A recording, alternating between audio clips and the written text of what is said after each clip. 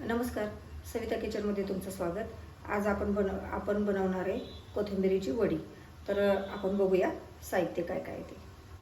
तर आपण बघू आता साहित्य। हे मुगाची डाळ मी भिजवून घेतली, हे मीठ आहे, हे अद्रक लसूण आणि हिरवी मिरची आहे, इथं ओवा आहे, इथं जिरी, इथं सफेद तेल आणि हे पाव किलो बेसन घेतले आणि हे 2 जोडी कोथिंबीर स्वच्छ दोनदा धुवून चिरून मी ठेवलेली आहे। आता आपण करू टाकू का टाक।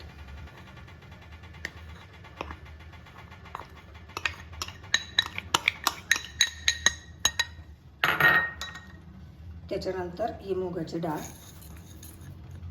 ऑप्शनल आहे, तुम्हाला हवी असेल तर घ्या, नाही तर नाही घेतली तरी चालेल। ही हळद आहे,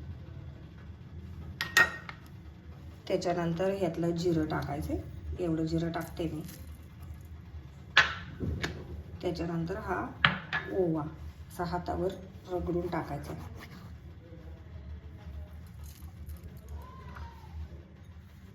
त्याच्यानंतर अंदाजाने मीठ टाकते आणि ह्याचं आपण वाटण करून टाकणार आहे।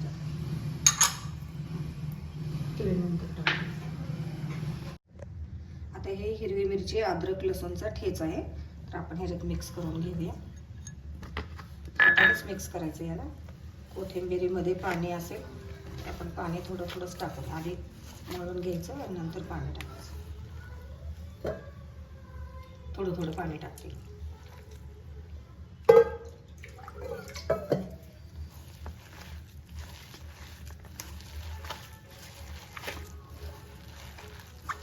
जास्त पातळ पण नाही हे मिक्स करायचं।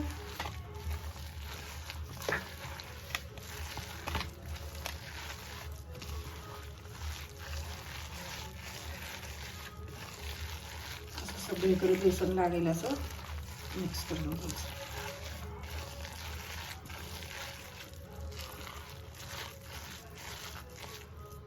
झालं। आता आपण त्याला गॅसवर ठेवूया। तर हे आपलं मिश्रण झालेलं आहे। आता आपण थोडंसं त्याच्यात तेलाचा हात टाकू।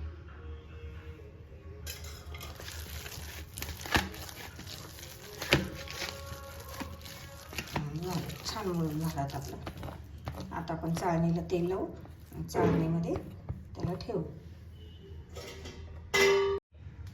आता ही स्टीलची चाळणी घेतली, तर आपण याला ऑइलने ग्रीस करूया, म्हणजे आपलं ते बॅटर चिकटणार नाही।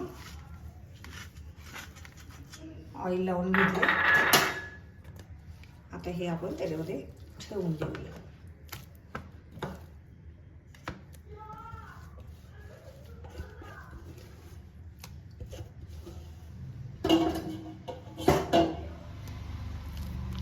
असं पसरवून घ्यायचं।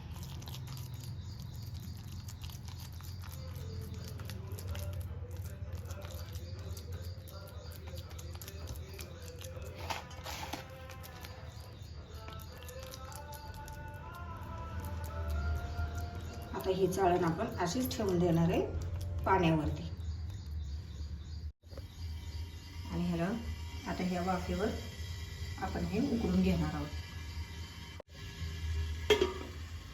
एक 10 ते 15 मिनिटं लागेल ह्याला, आणि आता झाकून टाकणार आहे।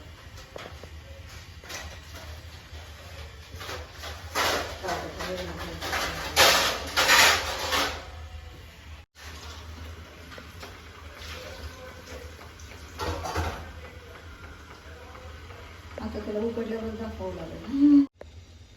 आता आपण बघूया, छान आपली आता सुरी घालून बघूया आपण। सुरीला लागत नाही म्हणजे पकली आपली। आता आपण खाली काढूया, थंड झालं की त्याच्या वड्या काढून घेऊया।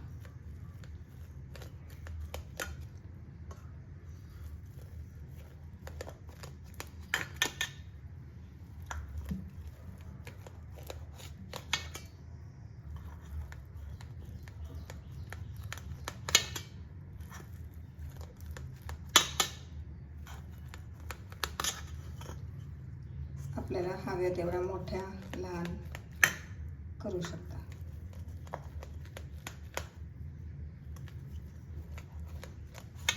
अजून एवढं प्रॉपर थंड नाही झालेलं आहे. हे बघा, आता मी काढून दाखवते.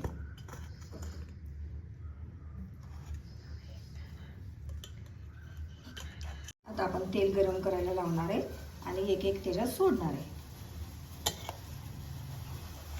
हे बघा, अशी एक एक वडी काढायची आणि तळून घ्यायची. हे बघा, असं लालसर छान भाजायचं. कोण कोणी याच्यात तांदळाचं पीठ टाकतं. तांदळाचं पीठ मी नाही टाकलेलं, थोडीशी मुगाची डाळ टाकली. छान खरपूस अशा लालसर होईपर्यंत तळायचं. कोणाला नाही आवडत तर कोणी तव्यात दाखवू दे. मग रेडी झाले, खुसखुशीत खरपूस एकदम लालसर दिसतात बघा. लालसर भाजले ते एकदम कुरकुरीत बघा.